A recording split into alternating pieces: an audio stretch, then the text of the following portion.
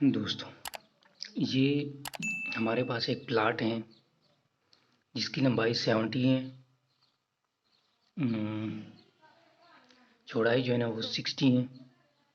Foot foot के हिसाब से हम लेंगे ये सारा, क्योंकि ये हमने आगे फिर फुट इस्तेमाल करनी है।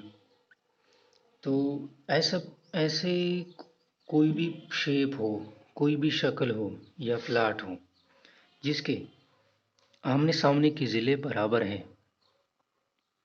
फॉर एग्जांपल ये लंबाई है ना 70,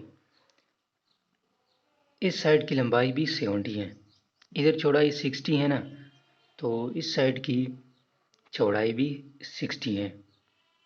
इस साइड की चौड़ाई भी 60 है।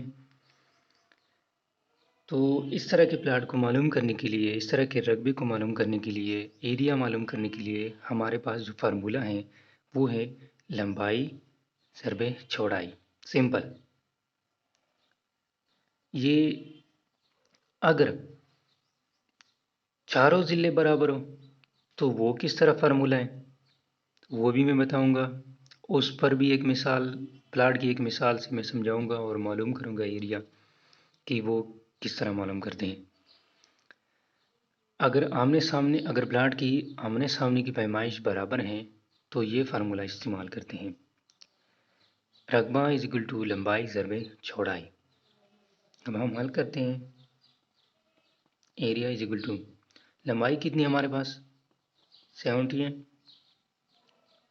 और चौड़ाई कितनी है ज़रबे चौड़ाई 60 है। ये मल्टीप्लाई करेंगे हम।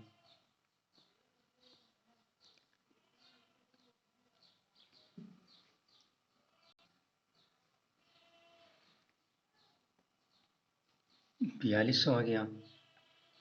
अभी क्या करना है हमने, अभी हमने इसको मरले में तकसीम करना है, मरले में कन्वर्ट करना है कि ये 4200 जो दोस्तों फीट है, स्क्वायर फीट है। हम प्लाट की पैमाइश करेंगे।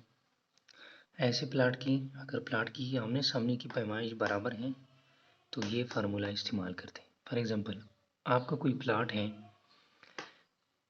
उसकी लंबाई 70 है या 80 है, 90 है, जो भी है, दूसरे साइड की भी लंबाई वही है और उसकी चौड़ाई है 60 फुट या 50 फुट है, जो भी है। मैंने यहाँ पर 60 रखा है, आप इधर से फिर चेंज कर सकते हैं। फॉर एग्जांपल, अभी इसके आमने सामने की ज़िले की जो है ना पैमाइश बराबर है, तो इसके लिए हम ये फार्मूला इस्तेमाल करते हैं। रकबा लंबाई ज़रबे चौड़ाई। एरिया इज इक्वल टू लंबाई हमारे पास 70 है, चौड़ाई हमारे पास 60 फुट है, तो ये मल्टीप्लाई करके हमारे पास आ गया 4200 फुट। 4200 फुट आ गया। तो ये तो हमने हल किया, इसका रकबा हमारे पास आ गया 4200 फुट।